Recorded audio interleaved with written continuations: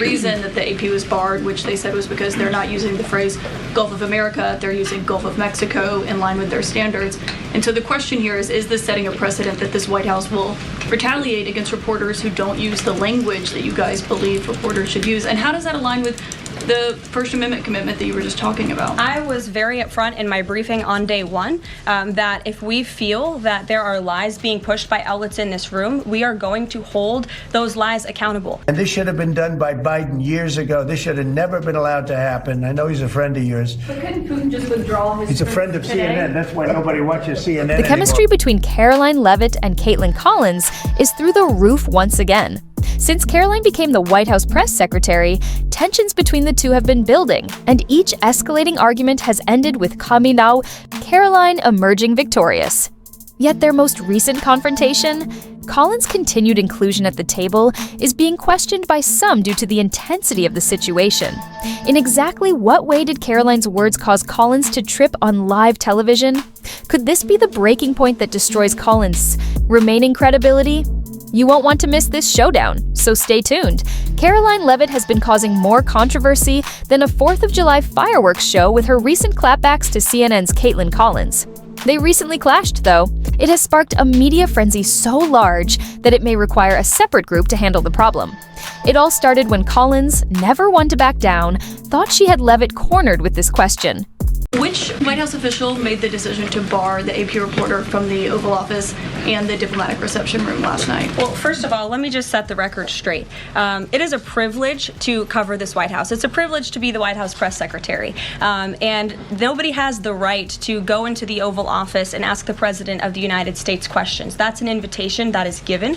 And there are hundreds of outlets on this campus, many of you in this room who don't have the privilege of being part of that pool every single day and getting to ask the President questions. We reserve the right to decide who gets to go into the Oval Office, and you all have credentials to be here, including the Associated Press, who is in this briefing room today. So the question here is this setting a precedent that this White House will retaliate against reporters who don't use the language that you guys believe reporters should use? And how does that align with the First Amendment commitment that you were just talking about? I was very upfront in my briefing on day one that if we feel that there are lies being pushed by outlets in this room, we are going to hold those lies accountable. And it is a fact that the body of water off the coast of Louisiana is called the Gulf of America. And I'm not sure why news outlets don't want to call it that, but that is what it is. At first sight, the question sounded simple, even benign. But don't be tricked. This wasn't just a typical query, it was a setup, a premeditated attempt at a gotcha moment. Caitlyn Collins wasn't only asking, she was planning the perfect ambush. Her eyes were fixated on that viral footage, the one she hoped would uncover a blatant contradiction in the Leavitt Trump camp. With a cocky smirk and a confident attitude, Collins thought she had the upper hand. But here's the thing. Karoline Leavitt isn't some newbie publicist fumbling over talking points. She's a political heavyweight. She spotted this maneuver coming from a mile away, and instead of going directly into the trap, she flipped the script. Not only did she sidestep the setup, but she turned it straight back on Collins, leaving the CNN journalist scrambling. By asserting that access to the Oval Office isn't an entitlement for journalists, Karoline wasn't just taking a shot at Collins, she was giving a mic drop moment. It was a masterclass in control, shifting the entire narrative before Collins even recognized what hit her. Now, listen attention to this clip, and I'll explain it all down for you. Mr. President, you won the White House in part because of high inflation.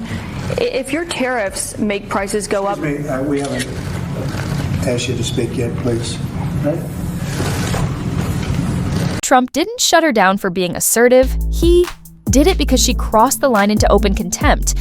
This is his office now, and the rules are his to set. He selects who gets the floor and when. If he doesn't call on you, you don't get to hijack the occasion. It's as simple as that. But instead of following the same guidelines as every other journalist in the room, Caitlyn Collins sought to bulldoze her way through. Trump wasn't silencing the press. He was keeping order, ensuring other reporters had their opportunity to ask questions. The smartest move for Collins? Wait her turn like a professional instead of throwing a tantrum for attention. But, of course, civility has never exactly been CNN's strong point. And Trump? He wasn't done with Collins just yet. While responding to a question on Mitch McConnell, he took a direct jab at her, just to remind her who's really in control. RFK Jr. as the next health secretary, citing conspiracy theories. What's your reaction to that? Well, I feel sorry for Mitch. And I was one of the people that he wanted to go to the end and he wanted to stay leader. He's not equipped mentally. He wasn't equipped 10 years ago mentally, in my opinion. He'd let the Republican Party go to hell. If I didn't come along, the Republican Party wouldn't even exist right now. Mitch McConnell never really had it. He had an ability to raise money because of his position as leader, which anybody could do. You could do it even. Donald Trump knows just how to land a verbal hit. And this time, Caitlyn Collins was on the receiving end of a terrible one. With just a few stinging jabs, he had her scrambling, searching for a comeback that never came. Then came the knockout punch. Locking eyes with her, he casually said that she was just as incompetent as Mitch McConnell. The room froze for a moment as the weight of that remark struck in.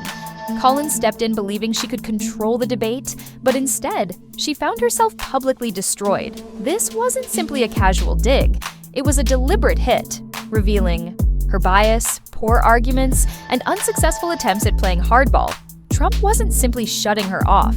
He was sending a message to Collins and the entire press corps about who actually owns the strings. And judging by her astonished expression, she got the message loud and clear. But Trump wasn't finished quite yet. This should have been done by Biden years ago. This should have never been allowed to happen. I know he's a friend of yours. But couldn't Putin just withdraw his... He's a friend of CNN. That's why nobody watches CNN anymore, because they have no credibility. Trump asserted his power, making it clear, once again, who was truly in command. In this interaction, he didn't just answer. He confirmed his status as the dominant force in the room, confronting her remarks head-on. Asking tough questions is vital, but respect and preparedness matter just as much. Instead of going equipped with facts, Clinton strolled in with an agenda, while Trump arrived ready with the receipts. If she had approached the topic with more professionalism and a stronger argument, the outcome could have been different. But in this game, there's no tolerance for blunders. And Trump? He made sure she felt every bit of hers. When they went to the Capitol and they were breaking into the Capitol, smashing windows, injuring police officers, why did it take you 3 hours to tell them to go home? I don't believe it did. Oh, let me pull it out. I have to pull it out.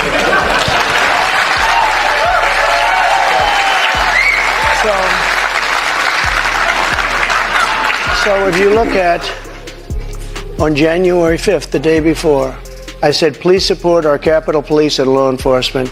They are truly on the side of our country. Stay peaceful. Stay peaceful. This was the day before, and this was in the form of Twitter. Now use Truth Social. I think it's far superior, okay? I hope everybody's on Truth.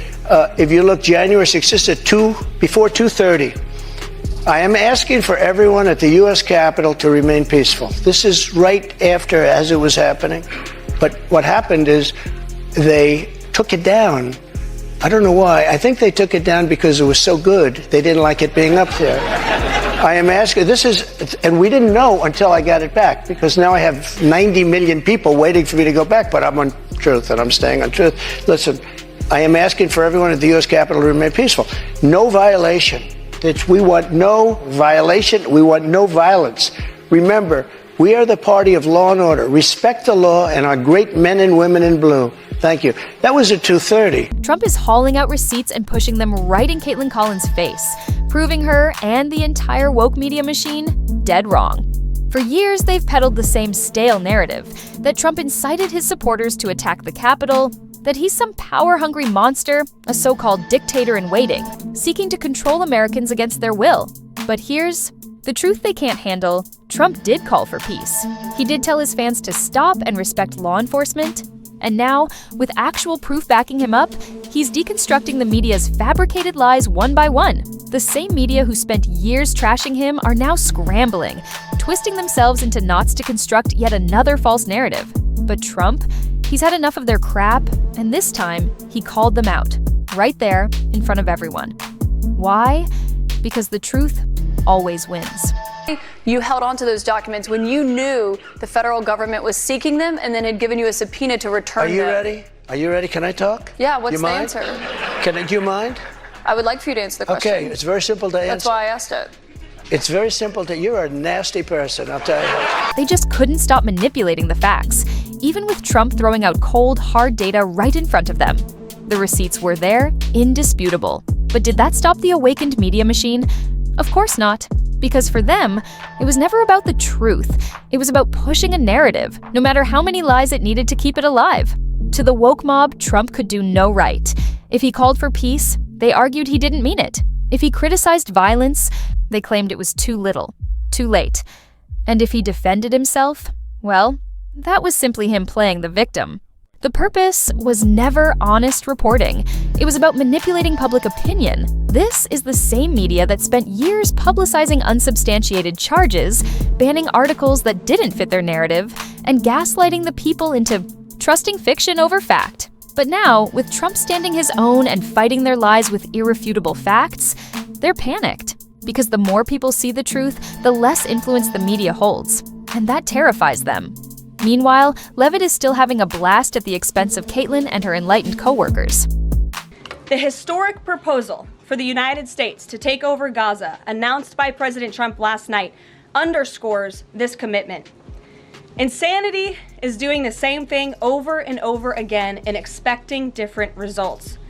President Trump is an outside-of-the-box thinker and a visionary leader who solves problems that many others, especially in this city, claim are unsolvable. Leavitt's totally on the money. Insanity is repeating the same thing over and over and expecting different results. And by that logic, the left and the woke media must be absolutely out of their minds. For years, they've been setting the same traps, baiting, twisting comments, taking things out of context, convinced that this would finally be the moment Trump or his crew crumbles. And every single time, total letdown. But do they ever learn? Nope. Instead, they double down, recycle the same tired approaches, and somehow expect a different consequence. It's like seeing a lousy magician attempt the same trick over and over, hoping the audience won't catch on. They roll out their so-called exposés, unleash their bombshell findings, and just when they believe they've had him, bam! Trump or Leavitt shuts them down with facts, reasoning, and an unshakable ability to handle the media maelstrom. At this point, it's not even a fair fight. It's like seeing a baby try to take on a heavyweight fighter and getting knocked out cold every time. But hey, let them keep trying.